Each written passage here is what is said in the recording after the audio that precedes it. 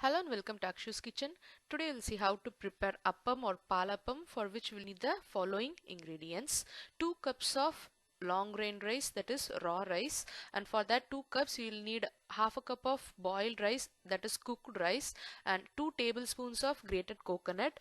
If you are using pieces of coconut, you will need 1 big piece of coconut which I have cut into small pieces, 1 teaspoon of salt, 1 teaspoon of sugar, and 3/4 teaspoon of yeast. So I have soaked the rice in water for about 2 hours, and now I have drained the water. I am going to grind it along with the 2 tablespoons of grated coconut or the small pieces, along with the 1/3 to half a cup of cooked rice, along with about half a cup of water.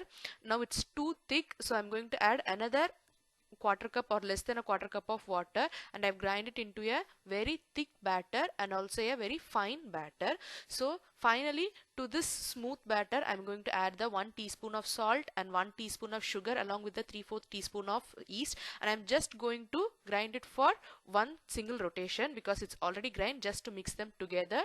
And now it's all combined well. I'm going to transfer it to a bowl and allow it to ferment for about 8 hours in a warm place so that it will get doubled and raise in the bowl. If you are in a colder place, you will need to allow it to ferment for more than 24 hours. It depends on the temperature. Now my batter has raised well and is fermented well.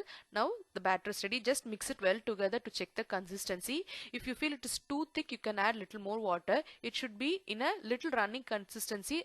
At the same time, it should be a little thick like that. So in a hot appam pan, I'm going to add it from the sides first, and then I'm going to fill the center with a little more batter, and once it's all covered completely, I'm going to close it with the lid and cook for about a minute or two until it is golden in color at the side and cooked well in the center, and appam or palappam is ready. If you don't know to put it from the sides, what you can do is you can just pour one ladle of batter in the middle and then twist your pan well so that it covers the entire pan and covers all the side, and you get the round shape like that. And again close it with the lid and cook for another minute or two, and palappam is ready. It's very simple and very soft and crispy at the edges. Try it with stew or chicken curries and it's excellent. Try it and you'll really like it. Thank you for watching Akshu's Kitchen.